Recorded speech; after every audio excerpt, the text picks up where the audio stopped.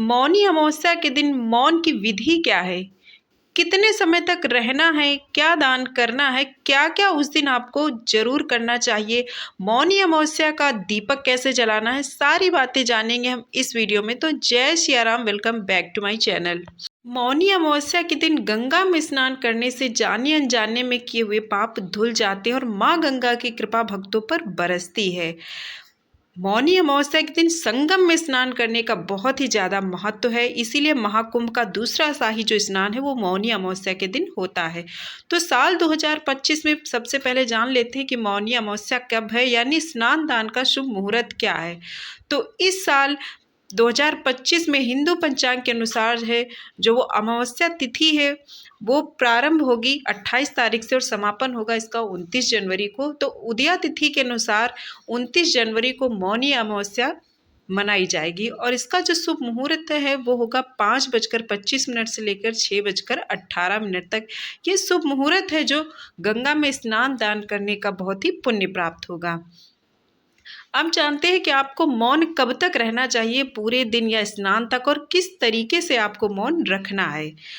तो मौनी अमावस्या के दिन मौन व्रत रखने से आंतरिक शांति मिलती है और मौनी अमावस्या का जो व्रत है वो स्नान तक भी रखा जा सकता है और पूरे दिन भी आप मौन व्रत धारण कर सकते हैं। तो अगर आपको दिन भर मौन व्रत रह रहे हैं तो सूर्योदय से लेकर सूर्यास्त तक आपको मौन व्रत रखना और व्रत का समापन शाम के समय में भगवान विष्णु और शिव जी की पूजन के बाद, आरती के बाद आप कर सकते हैं।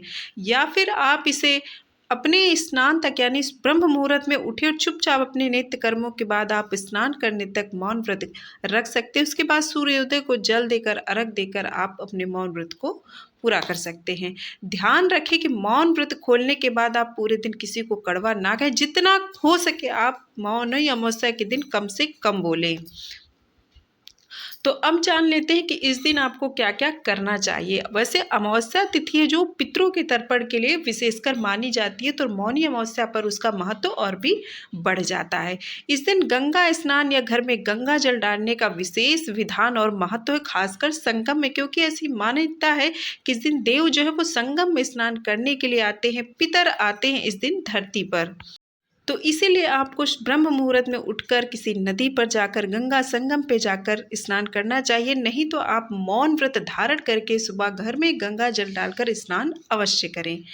इसके बाद आपको सूर्य देव को अर्घ जरूर अर्पित करना चाहिए और जहाँ तक संभव हो इस दिन मौन व्रत रखें। पूरा ना रख पाए तो कम से कम ही आप बोले, किसी को भी कटुवचन भूल कर भी इस दिन ना बोलें।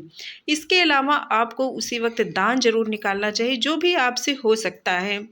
इस दिन तिल का दान, अन्न का दान, कंबल का दान, किसी भूखे गरीब को, ज़रूरतमंदों को उनकी सामान जो ज़रूरतमंद की हैं, खाना खिलानी, ये सारी चीज़ें आपको करनी चाहिए। इसके अलावा इस दिन पितरों का तर्पण आपको अवश्य करना चाहिए और साथ में इस दिन भगवान भोलेनाथ की पूजा का भी विशेष महत्व है। शाम के समय में आप मौनी अमावस्या के दिन आप अपने पितरों के लिए, देवों के लिए एक दीपक जरूर जलाएं। तो मिट्टी का दीपक ले लें और उसमें सरसों या तिल का तेल डालकर घर के बाहर दक्षिण दिशा में रखें, क्योंकि इसे पितरों की दिशा मानी जाती है, और दीपक को पूरी रात जलने दें। यहाँ पर पितर की तस्वीर हो उसके पास भी आप दिया जला सकते हैं। ऐसा माना जाता है कि इस दिन पितर जो है आते हैं और आपकी पूजा पाठ, कर्म, तर्पण आदि को ग्रहण करते हैं और आपको आशीर्वाद देते हैं। तो इसीलिए इस दिन आपको पितरों से जुड़ी सारी चीज़ें आपको जरूर करनी चाहिए। इस दिन आपको विधि पूर्वक काले तिल का दान करें, अपने पितरों के लिए उनके नाम से दान करें, उनके लिए पूजा पाठ करें, तो ऐसा माना जाता है कि आपको बैकुंठ में स्थान मिलता है। भूल कर भी कुछ काम आपको नहीं करने चाहिए, नहीं तो आप जितने भी कार्य करेंगे उनका जो है आपको लाभ नहीं मिलेगा। तो ऐसे में आपको इन बातों का ध्यान जरूर रखना चाहिए। इस दिन कोई भी शुभ यानी मांगलिक कार्य आपको इस दिन नहीं करना चाहिए। इसके अलावा आपको इस दिन नाखून, बाल कटवाना नहीं चाहिए, किसी भी तरह का तामसिक भोजन नहीं करना चाहिए, झूठ ना बोले, झगड़ा, क्रोध आदि ना करे, किसी को परेशान ना करे, किसी को कटुवचन ना बोले। जितना हो सके भगवान में भजन, धार्मिक कार्यों में अपने आप को लगाए रहे, भगवान का ध्यान करें, पितरों के से जुड़े हुए सारे कार्य अवश्य करें। तो मौन व्रत रखने के फायदे क्या है? मौनी अमावस्या जो है वो ऋषि मुनि के नाम पर पड़ी है और इस दिन सूर्य चंद्रमा दोनों मकर राशि में होते हैं। तो ज्योतिष शास्त्र के अनुसार मन जो है यानी चंद्रमा को मन का कारक माना जाता है और हमारा मन चंद्रमा की तरह ही चंचल होता है जो कि पूजा पाठ साधना के लिए नियंत्रित नहीं होता है। इसीलिए हमको अपने मन पर नियंत्रित रखने के लिए मन को मौन रखने की सलाह दी जाती है। इसीलिए पूजा पाठ स्नान दान करते हुए आपको मौन धारण करके ही भगवान में अपना ध्यान लगाना चाहिए। सिर्फ मान्यता है कि ऐसा करने से आपकी सभी इच्छाएं तो पूरी होती है और साथ में आपको मोक्ष की भी प्राप्ति होती है। तो इस दिन आप स्नान जरूर करें गंगा नदी में या फिर घर में गंगा जल डालकर, उसके बाद सूर्य को अर्घ दें और दान जरूर करें। जो भी सामर्थ्य उस चीज़ का दान करें या किसी जरूरतमंद की सहायता करें या किसी को खाना खिलाएं और अपने पितरों के लिए तर्पण दीप दान जरूर करें। पीपल की पूजा करें।